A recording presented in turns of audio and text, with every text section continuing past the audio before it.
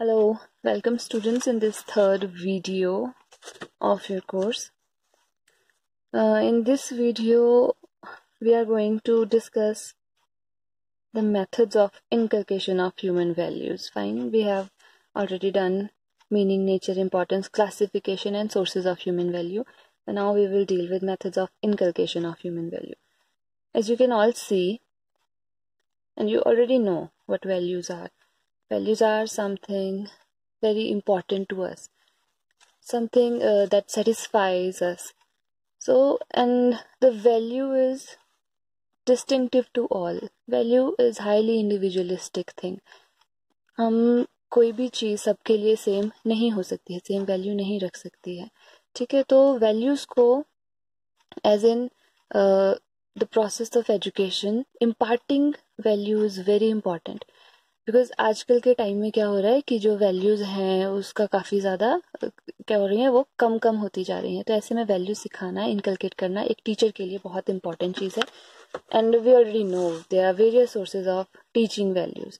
तो हम किसी भी एक एज अ टीचर हम किसी भी एक मेथड के अकॉर्डिंग बच्चे को वैल्यूज सिखा सकते हैं. ठीक है, क्योंकि everything what we see around us, what we use, everything has certain value. तो हमको बस ज़रूरत ये है कि हम शो करें बच्चे को कि वैल्यूज़ ये होती हैं. ठीक है, अब वो शो करने के और बच्चे को सिखाने के हमारे पास कुछ मेथड्स रहते हैं. When I looked upon this topic in various sites, तो मुझे काफ़ी सारी चीज़ें मिली. ठीक है, वैल्यूज़ के मेथड्स के लिए. तो उसमें से मैंने सिर्फ इन दो टाइप्स में क्लब टुगेदर किया सभी चीज़ों को. आपकी मर्जी है, आपको जैसा मिले आप उसके अकॉर्डिंग करिए और आप डिफरेंट पॉइंट्स भी बना सकते हैं. मेरे अकॉर्डिंग इसमें almost everything has been covered, every method has been covered in these two. So we have enlisted two methods of inculcation of values. First is direct method प्रत्यक्ष विधि, इनडायरेक्ट मेथड अप्रत्यक्ष विधि. अब डायरेक्ट मेथड क्या होगा, as it is very clear. Direct method होगा जिसमें कि हम सारी की सारी चीज़ें किस तरह से दी हुई हों, हम डायरेक्टली बच्चे को सिखाएं वैल्यू. डायरेक्ट टीचिंग मेथड होगा जो भी हम मेथड क्लासरूम में करवा रहे हैं, जो भी हमारी क्लासरूम टीचिंग चल रही है ना, वो हमारी डायरेक्ट मेथड के अकॉर्डिंग चल रही है. डायरेक्ट मेथड में फिर क्या होगा आपको क्लियर हो जाना चाहिए. In direct method we have formal method. ठीक है, we use formal method and in formal settings. जैसे इसमें एक प्रिस्क्राइब्ड बुक होगी, जैसे नैतिक शिक्षा स्कूल्स में हमारे पास लगी होती थी, तो एक प्रिस्क्राइब्ड बुक होगी. प्लान्ड एक्टिविटीज होंगी. प्लान्ड एक्टिविटीज किस लिए, एक्टिविटीज जो भी होंगी वो किससे रिलेटेड होंगी, रिलेटेड टू वैल्यूज वो एक्टिविटीज जाएंगी. डेफिनेट क्लास होगी, ऑब्वियसली बुक होगी प्रिस्क्राइब्ड. फॉर्मल सेटिंग में क्या होगा, डेफिनेट क्लास होगी, डेफिनेट करिकुलम होगा. जो भी पढ़ाया जाएगा, जो भी वैल्यू सिखाई जाएंगी वो ऑलरेडी किसी बुक में, करिकुलम में बताई गई होंगी.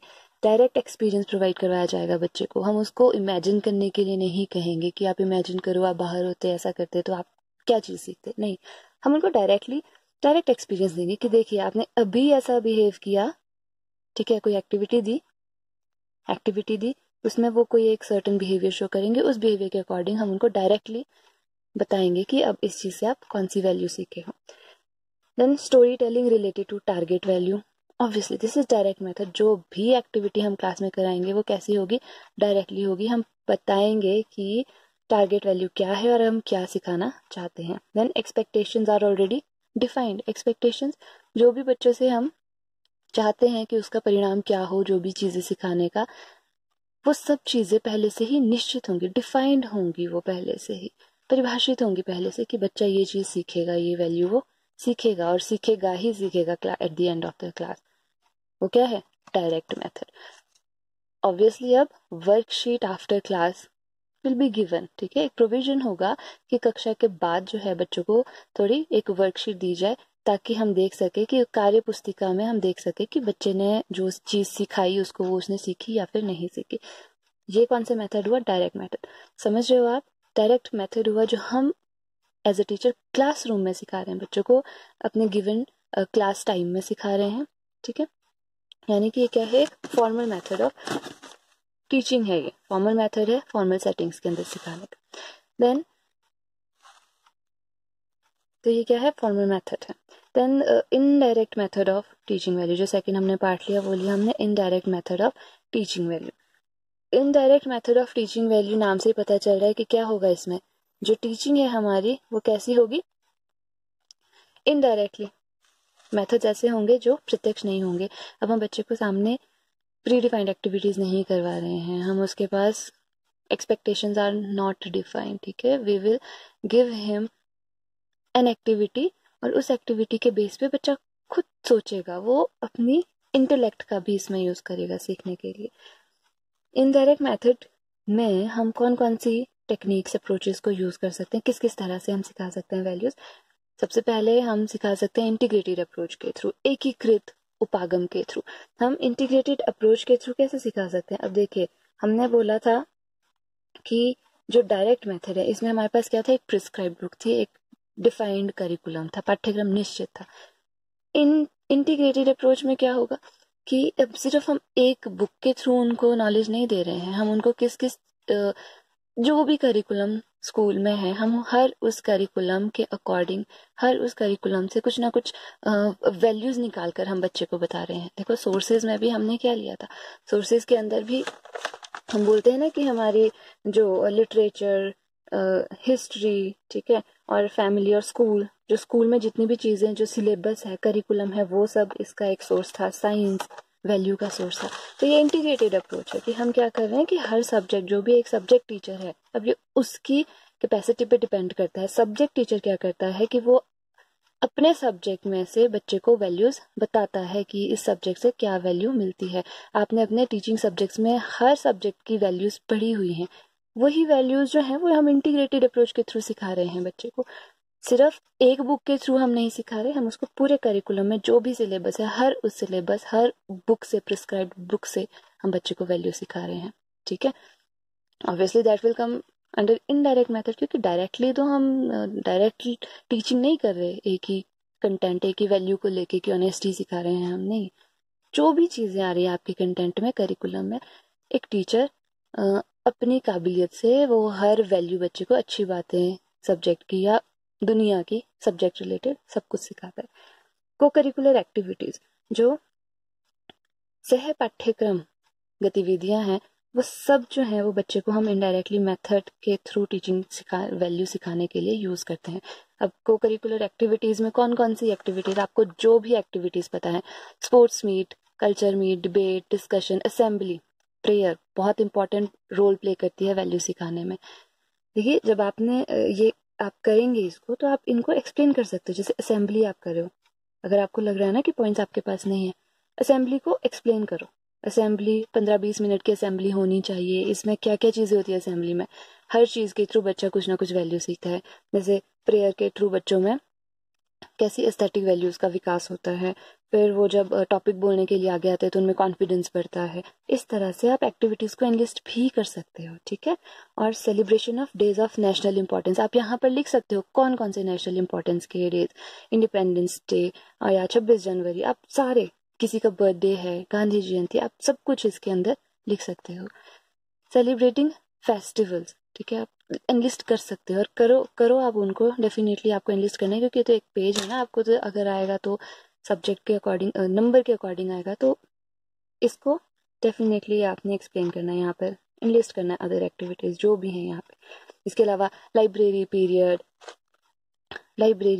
जो है, गेम्स पीरियड जो है बच्चे को, ये सब, ये देखो ये भी किस में आ रहा है, इंटीग्रेटेड अप्रोच में आ रहा है कि हम एक ही चीज, एक ही एक्टिविटी रिलेटेड टू वैल्यू नहीं कर रहे हैं, हम इंटीग्रेट कर रहे हैं हर एक्टिविटी को, जहां मर्जी आपको लगे।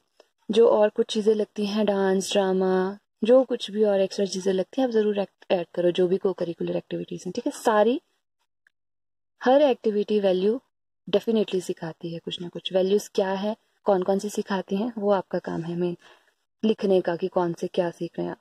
देन एक्स्ट्रा करिकुलर अप्रोच, ठीक है, यह अतिरिक्त सह पाठ्यक्रम गतिविधियां। अतिरिक्त सह पाठ्यक्रम गतिविधियां आप कौन सी हो गई, एक तो हो गया ये को करिकुलर एक्टिविटीज और एक्स्ट्रा करिकुलर एक्टिविटीज। ध्यान से सुनना, ये दोनों एक्टिविटीज अगर स्कूल में ही हो रही, क्लासरूम में ही हो रही है, स्कूल में हो रही है, स्कूल कैंपस में स्कूल ऑर्गेनाइज करवा रहा है, तो दीज आर ऑलमोस्ट सेम। लेकिन अगर एक्स्ट्रा करिकुलर एक्टिविटीज हम किसको लेकर चल रहे हैं, जो स्कूल से बाहर हो रही है, ठीक है, और जो कि करिकुलम से इतनी रिलेटेड नहीं है, ठीक है। को करिकुलर एक्टिविटीज होती हैं जो करिकुलम से रिलेटेड होती हैं, other activities.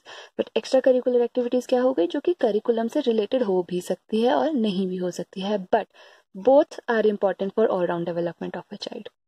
That is meaning of our education system. Then extra curricular activities में जैसे पिकनिक, सोशल सर्विस कैंप लगा दिया, ब्लड डोनेशन कैंप जो लगा दिया, रेड क्रॉस डे हम जो सेलिब्रेट करते हैं आउटसाइड स्कूल, ठीक है, बाहर जाके हम जो रैलियां निकालते हैं, वो सब कुछ, वो सारी चीजें एक्स्ट्रा करिकुलर एक्टिविटीज में आती हैं। इस अप्रोच के थ्रू हम जब एक्टिविटीज करवाते हैं तो उससे भी इनडायरेक्टली हम बच्चों को कुछ ना कुछ वैल्यूज सिखा रहे हैं। यहाँ पे आप एनलिस्ट कर सकते हो इनको। देन इंसिडेंटल लर्निंग, जो आकस्मिक अधिगम है। इंसिडेंटल लर्निंग क्या हो गया कि क्लास में मान लो या प्रेयर में मान लो सुबह के समय कोई बच्चा बेहोश हो गया, तो उसको पकड़ने के लिए एक दो बच्चे आगे आ जाते हैं, ठीक है, और वो उसको सेफ जगह पर जाकर रख देते हैं और हेल्प करते हैं बच्चे की। फिर आप क्या करते हो, उन बच्चों को प्रेयर में बुलाकर आप उनकी क्या करते हो, यू प्रेज देम। अब वो प्रेज जो हुई, उस प्रेज से क्या हुआ, जो बाकी खड़े हुए बच्चे थे उन सब बच्चों को क्या मिला, कुछ ना कुछ उनको सीखने को मिला, उनको समझ आया कि अच्छा हमको ऐसा काम करना है, तब शाबाशी मिलेगी, ठीक है। Another example we can take like fight in the class. अगर फाइटिंग हो रही है और आप जाकर किसी एक बच्चे को आप समझा रहे हो बच्चों को, और आपके समझाने से वो जब आप समझा रहे हो और फाइट शांत हो गई, तो आपने जब समझाया, जो भी चीजें आपने समझाने के लिए, फाइट को सॉल्व करने के लिए बोली, वो सब चीजें बच्चों को कुछ ना कुछ वैल्यू जरूर सिखाएंगी, ठीक है।